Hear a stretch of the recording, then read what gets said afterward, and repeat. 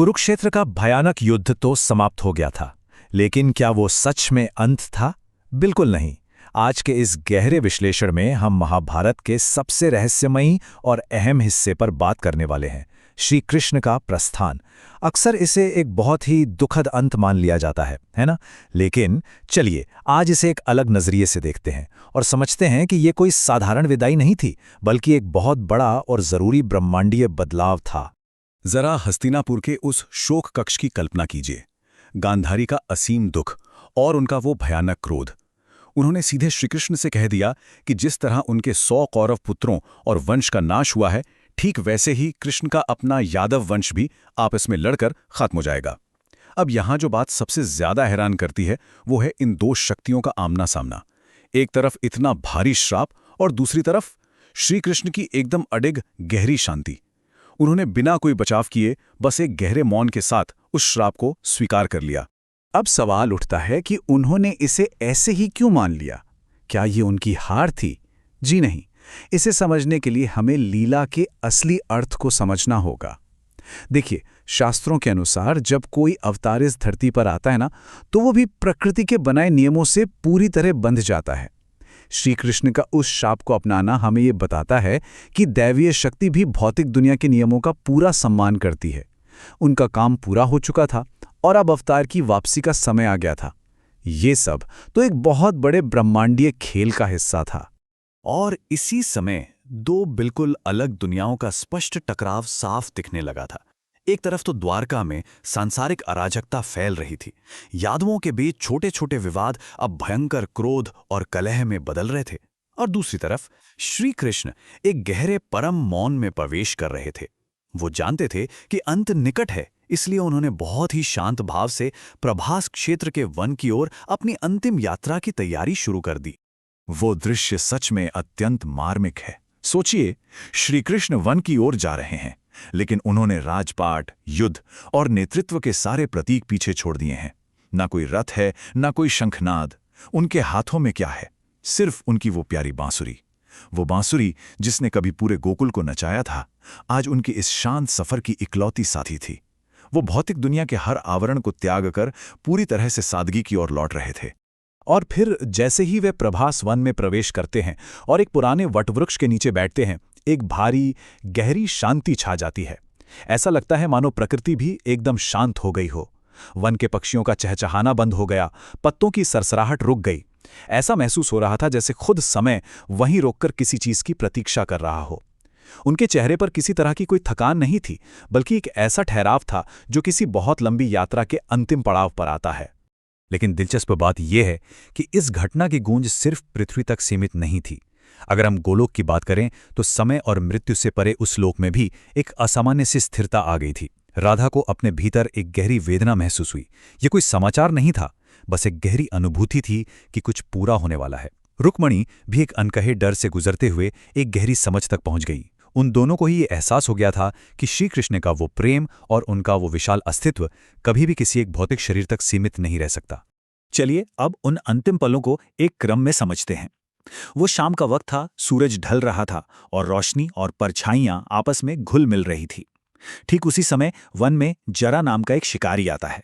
धुंधली रोशनी में वो दूर से भ्रमित होकर श्री कृष्ण के पैर को गलती से कोई हिरण समझ लेता है और फिर एक तीर चल जाता है। ध्यान देने वाली बात यह है कि वो तीर किसी क्रोध में नहीं, बल्कि बस एक शिकारी की पुरानी आदत के कारण चला था।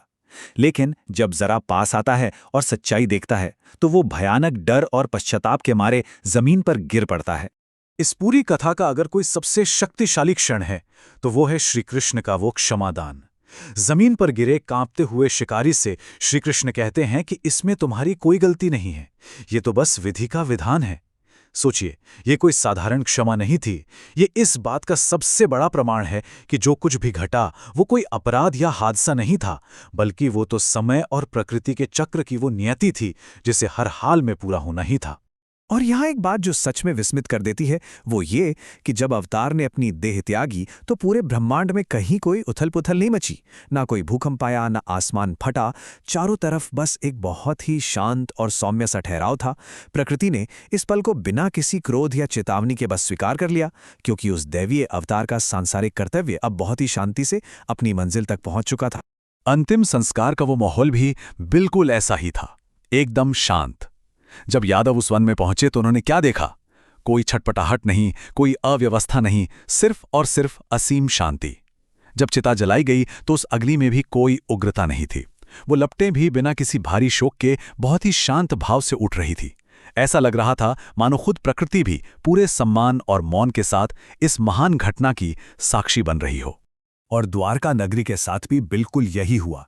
उसका समुद्र में समा जाना कोई विनाशकारी सुनामी या भयानक प्रलय नहीं था।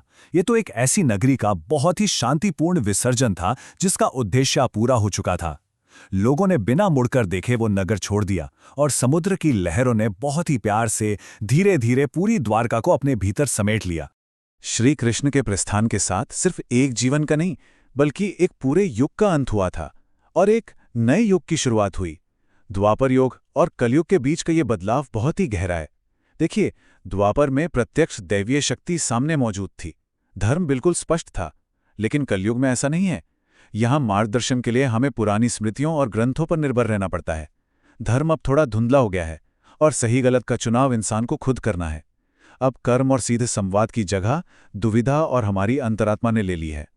और इस बड़े बदलाव को सबसे पहले महसूस किया था युधिष्ठिर ने।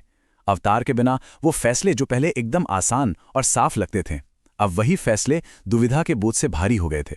और असल में यही कलयुग की सबसे पहली और सच्ची पहचान थी। जब सामने कोई साक्षात मार्गदर्शक ना हो तो सही और गलत के बीच का वो चुनाव करना एक बहुत बड़ा मानसिक संघर्ष बन जाता है। तो अब एक स्वाभाविक सा सवाल मन में आता है, क्या इसका मतलब यह है कि श्री कृष्ण हमेशा के लिए चले गए? बिल्कुल नहीं। कलयुग में दैवीय शक्ति का रूप बस पूरी तरह से बदल गया है। अब वो शक्ति किसी भौतिक चमत्कार में नहीं, बल्कि इंसानों के अपने विकल्पों और निर्णयों में बसती है। वो शक्ति आज भी भगवद गीता के श्लोकों में है, एक माँ की दी हुई सीख में है और एक सच्चे योद्धा के संयम में जीवित है। अवतार अब किसी एक इंसान के रूप में नहीं, बल्कि खुद धर्म और अंतरात्मा के रूप में हमेशा मौजूद है। और यही बात हमें आज के इस विश्लेषण के सबसे अहम सवाल तक ले आती है। अवतार के प्रस्थान के साथ ही धर्म को जिंदा रखने की वो पूरी जिम्मेदारी अब सीधे तौर पर इंसानों के हाथों में आ गई है। तो सोचने वाली बात यह है कि क्या इंसानियत अपनी अंतरात्मा की इस सबसे बड़ी परीक्षा के लिए पूरी तरह से तैयार है? इस पर विचार जरूर होना चाहिए, क्योंकि आज हमने ये जाना कि एक युग का अंत असल में जिम्मेदारी के एक बहुत ही नए और कठिन अध्याय की शुरुआत होता है।